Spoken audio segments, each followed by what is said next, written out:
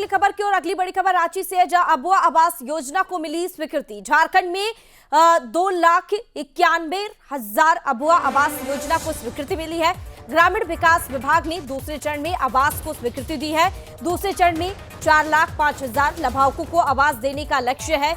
राज्य के मद से अब तक 4,90,000 आवासों को स्वीकृति दी गई है। बड़ी और अहम जानकारी इस वक्त की। दरअसल बता दें आपको, अबुआ आवास योजना को स्वीकृति मिल गई है। बता दें आपको, झारखंड में 2,91,000 अबुआ आवास योजना को स्वीकृति मिली है। ग्रामीण विकास विभाग ने दूसरे चरण में आवास को स्वीकृति दी है और दूसरे चरण में 4,05,000 लाभार्थियों को आवास देने का लक्ष्य रखा गया है।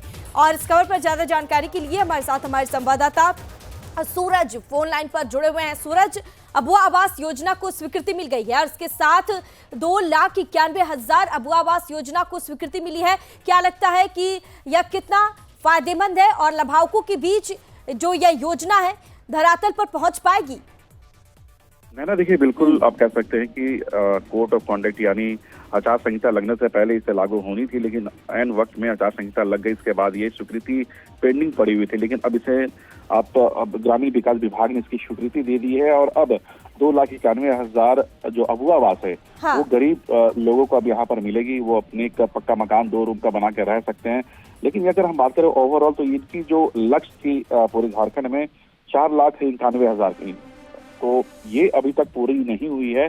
लेकिन हाँ, ये कह सकते हैं कि जिस तरह से 2,91,000 की स्वीकृति मिली है, इससे जो गरीब तबके के लोग हैं, जो बीपीएल कार्डधारी हैं, उन्हें इसका फायदा जरूर मिलेगा। लेकिन हाँ, ये कह सकते हैं कि स्वीकृति तो मिल गई है, लेकिन अब इसकी जो योजना है वो कैसे धरातल पर उतरेगी, ये एक बड़ी चुनौती है। हाँ। क्योंकि लोग यहाँ पर अबुआ आवास की जो फायदा है वो ले लेते हैं, लेकिन वो घर बनाते नहीं है।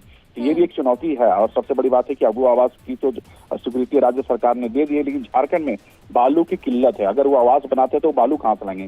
क्योंकि आज के तारीख में झारखंड में बालू काफी महंगा। जो छोटी ट्रक में बालू 6,000 में आती थी, वो आज के तारीख में 20,000 में आती है।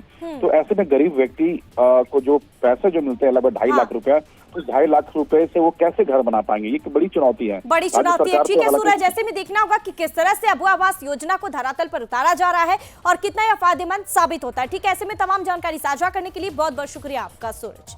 और ग्रामीण विकास विभाग ने दूसरे चरण में आवास को स्वीकृति दी है और यह अब एक बड़ी चुनौती है कि किस तरह से इस आवास की योजना को धरातल पर उतारा जा रहा है।